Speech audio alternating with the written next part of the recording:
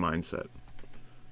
Today I'm going to be talking about the origins of communism, how the impact of the Great Depression, and the general psychology of anxiety and the sense of other, and the effects it had on different groups of people. What the government did, and what the media response was. So background.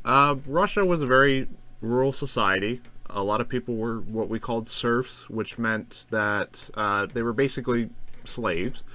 And eventually they're freed by the Tsar Alexander II. Yet this was not a clean cut, and so there were still a lot of economic issues at the time. And so a leftist movement had been growing since the 1850s, and they finally kept accelerating, and once Alexander II dies, they just get more aggressive. And this really develops the origins of communism. So there's a new Tsar, Nicholas II. He's leader.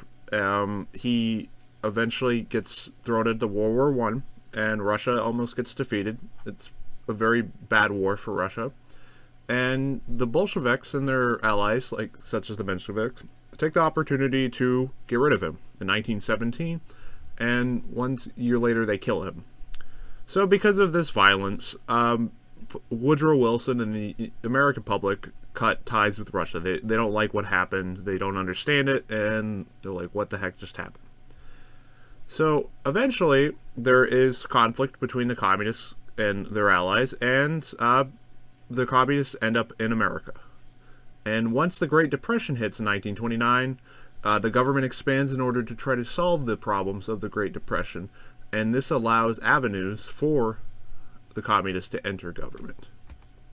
So the first Red Scare was after the October Revolution, and the government used this opportunity to blame all society's ills, such as labor strikes and bombings and stuff, on to the communists, when it probably wasn't them. But this all happened in 1919, and so Attorney General Alexander Mitchell Palmer calls for action. He starts raiding in late 1919 and goes in the 20s, and they go after socialists without due process. 3,000 arrested, and so he says that all this problem is going to happen on May Day, and then it never pans out. So people take it less serious, the communist threat. And so during the 20s, those people who fled the war, they left, and eventually a falling out of Trotsky and Stalin led to people being in the United States, and eventually they ended up turning their eyes towards more global communism. And so how did the Great Depression affect this? So socialists like Upton Sinclair provided solutions and calls for reform in the capitalistic system. So like what the corporations were doing, how people were being treated, and so on. So this was very appealing to a lot of workers who just wanted to get by.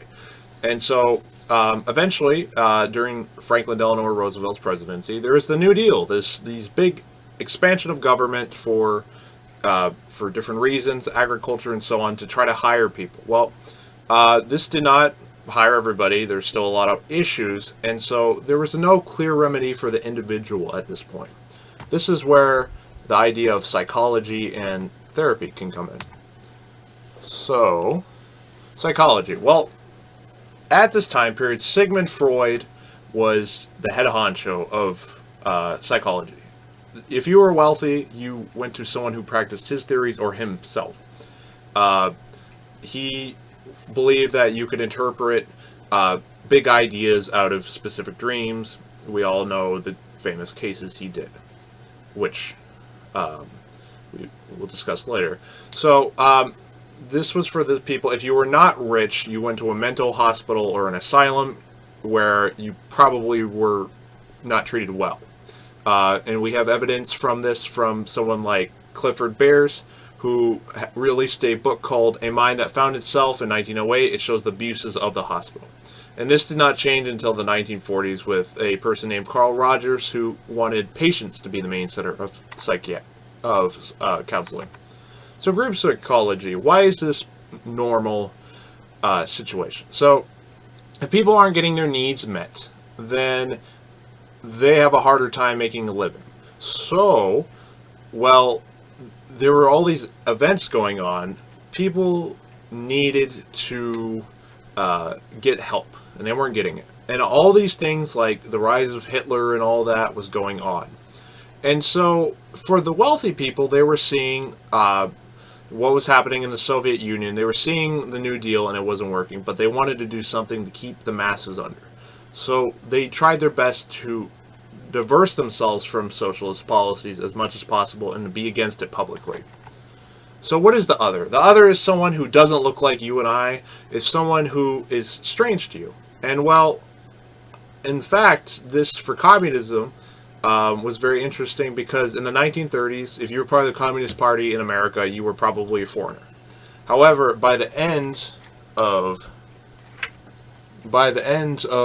the 30s, there were a lot of Americans, people who were born here, who were part of the Communist Party, and so there was calls in the government in the 1940s to form the let's see, what is it called? It is called the House of Un-American Activities, and so this found some people, but it wasn't generally successful because it was sort of like what we refer to as a witch hunt.